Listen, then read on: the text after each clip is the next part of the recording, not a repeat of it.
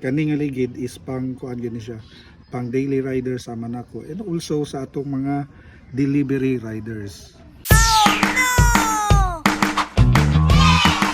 So nalang ko ipakita sa inyo kadali nga video, i-share na ko sa inyo ha. So nara i-discuss ako sa inyo ha, ang motor nga way hugas.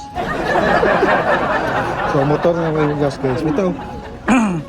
So kanina ko ipakita sa inyo isang ligid na Chaoyang maninara, Chaoyang. So ang dagan na ni is 20,000 km. Karon lang siya nag 20,000 km. So i-flash na ko sa diri sa screen kung kanus siya nako gi-install. Pero sa 20,000 na kilometer na akong gidagan, so mo na ning itsura sa ligid. So makita ninyo nga pa siya mga groove na visible gihapon kaayo. And take note guys, kini nga ligid mao pa ni nga ligid na atong gigamit pag Cebu Conqueror Ultra. Mao pa ni. And santo say nakasinati ta ani kaduhata naka-run flat ani, unang nga run flat ani dito sa Tuburan.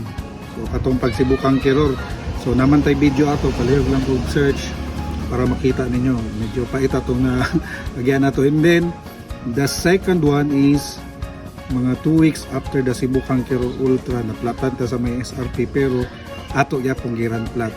So mo na ni karon ang naong sa 20,000 km sa ligid, makita ninyo. So visible pagihapon ang iyang mga groove. So inyo nana ka kuan si Chaoyang kalig-on og dugay mahili. So definitely kani nga ligid is pang kuan gani siya, pang daily rider sa manako, and also sa atong mga delivery riders. So mo na siya ang naong guys, mo na siya ang 20,000 km. Atong i-flash kanang makita ninyo karon diri sa screen, mo na siya October, somewhere in October, and then mga kuan siya 71,800 man siguro ang odo ani, pero naka-flash gyapon diha sa atong screen.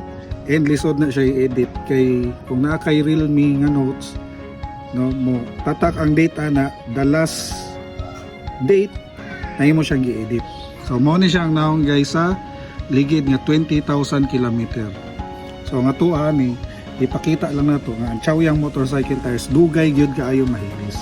So ingon na siya ka tipid og pangmasa gyud nga kuan nga ligid. By the way, ato ang motor kay BMW 1250. Ito Aerox ra ni siya nga way hugas. Siyempre panahon karon wala ng ulan, so mo nang wala sa nato ugasi kay gihapon maulanan din malapukan, so mo na siya. So again guys, mo na siyang naong naagyapon siya groove. Nagyapon siya groove. So makita ninyo hinanag yun kasulit ang Chaoyang motorcycle tires. Labi na karon na umaabot na bagong compound sa Chaoyang. So mo nang angay na itong atangan. Ikaduha ako ipakita sa inyo ang naong niya sa tubangan. Ubaga, lawang pagyapon ng iyang groove. Wa lang siya hugas, pero Chaoyang yapon na. Pero hinana kalig-on dugay mahilis. So ang odo ani, atong ipakita ang odo ani. O na to yawi. So I hope maklaro ninyo pila na yung odo ani. Klaro ba? So nara, it's 91,891. So mao na siyang iyang odo karon, and today is July 18. Tapos gitaon na to siya pagka October. So November, December, January, February, March, April, May, June, July. 9 months na. 9 months on Dennis.